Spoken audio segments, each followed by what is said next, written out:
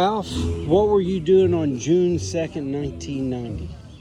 I was governor of the Moose Lodge, and we had a wedding reception going on, and they was having trouble with one of the beer taps up at that wedding reception, and I was up there working on that beer tap when they come running in telling us to get in the basement, that there was a tornado about to hit.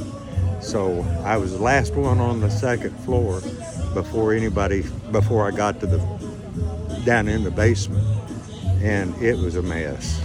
I mean, it was a mess there in the lodge. Now, this was Stacy and Clifford's wedding? Schultz and Clifford. You know what? I can't remember who it was at the time, but I know it was a big wedding, big reception.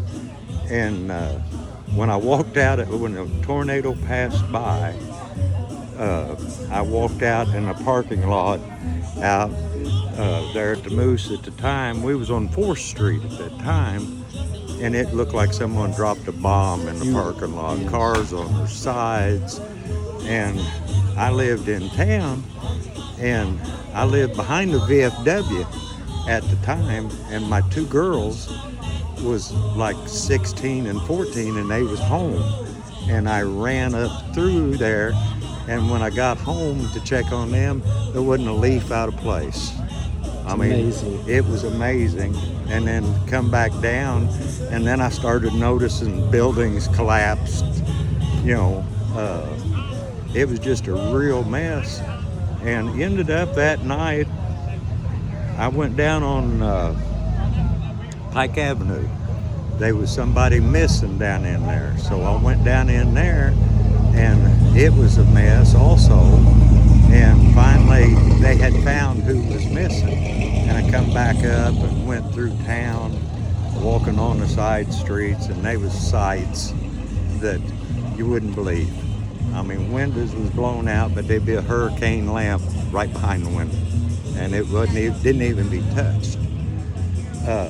Anyway, we ended up, the Moose Lodge ended up setting up a relief site, for lack of a better term, and we had like a store where people was donating food, and we had people from Indianapolis, the guy that was in charge of solar sources, sent down truckloads, semi-truckloads of food and supplies and cleaning supplies, and we set up a store, had water, we had anything you wanted. Of course, the lodge didn't have any windows in it at the time, and we just done the best we could do.